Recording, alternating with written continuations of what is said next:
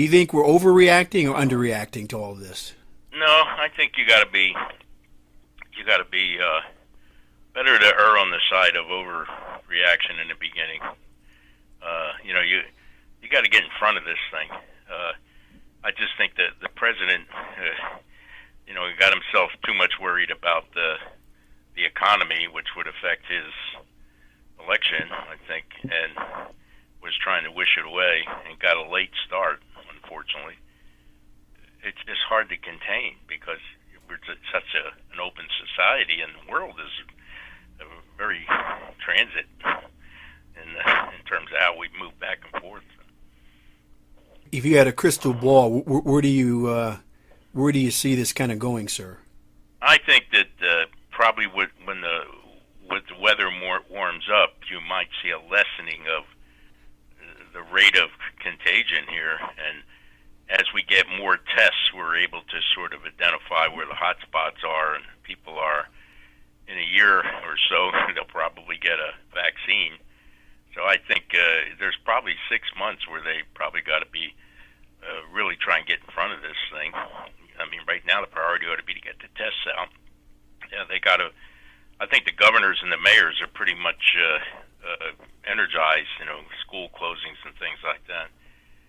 So I mean, listening to Dr. Fauci, I think the point is to try to see the rate of those infected go down, and that's got to be managed by the rate of testing ability to go up. I mean, I can't believe we're testing thousands, and the Koreans are testing hundreds of thousands.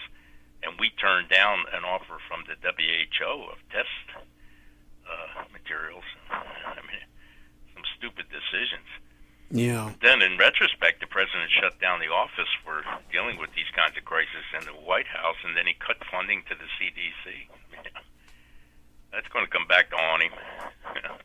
I think you're right. What do the South Koreans have, or what are they doing better than we are in terms of this? Well, first of all, the country's not as big as ours, either in population or size, so they took some drastic measures right off the bat to get in front of it. So I think that was the key.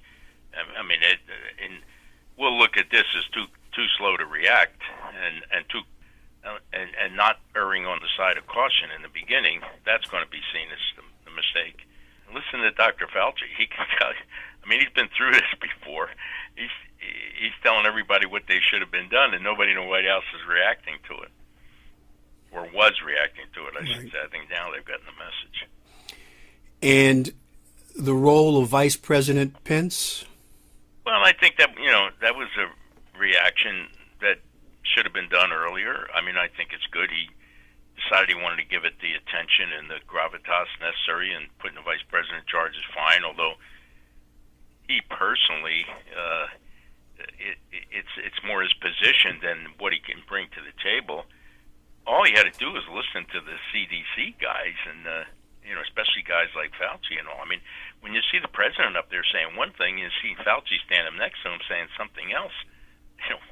God, this is Bush and Katrina all over again. You're doing a hell of a job, Brownie.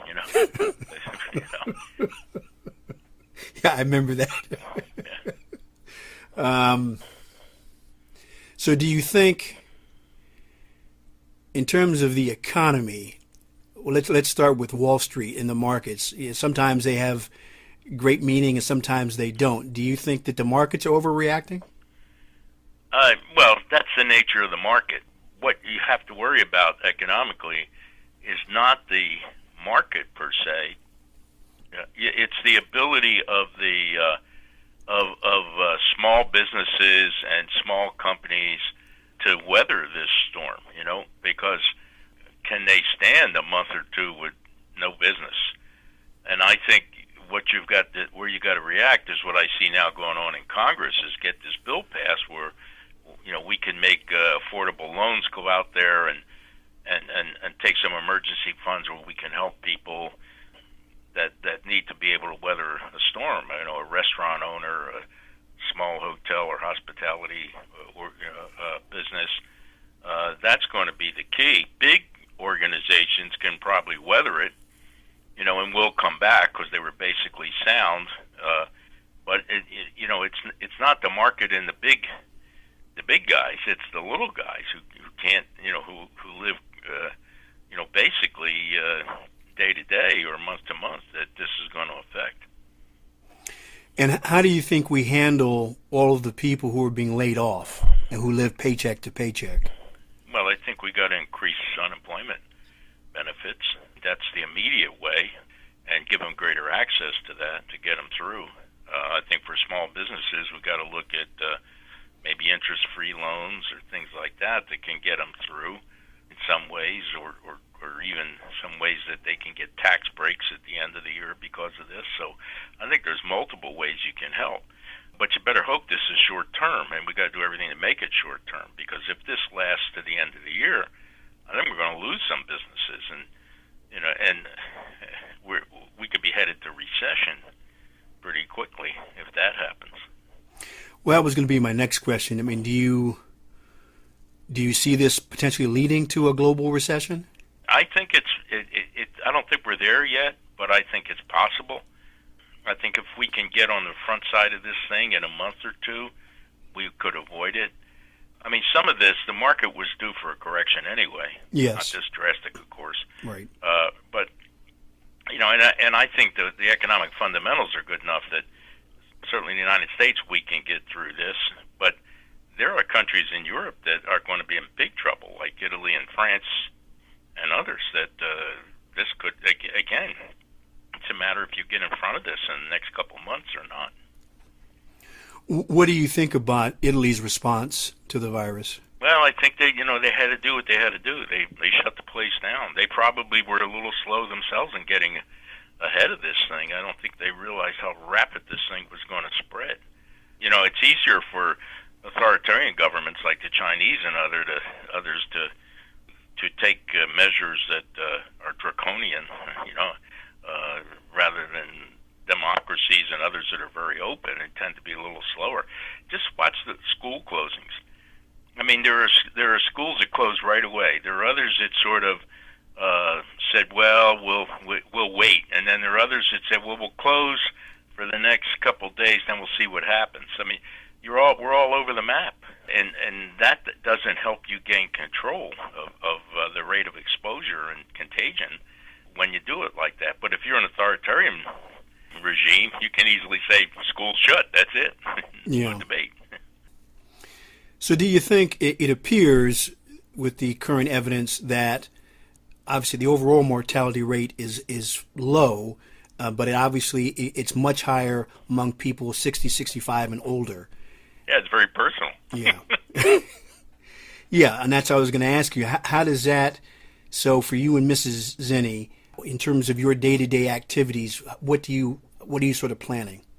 Well, we're very careful. I mean, we obviously reduce our exposure. We don't go out as much as we did. If we go to the grocery store, we tend to go early when it's not crowded.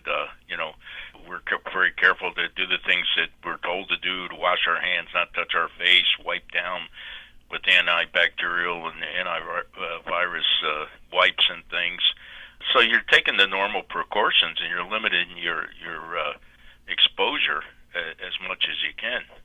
Yes. Okay. I mean, we're not to the full self-quarantine.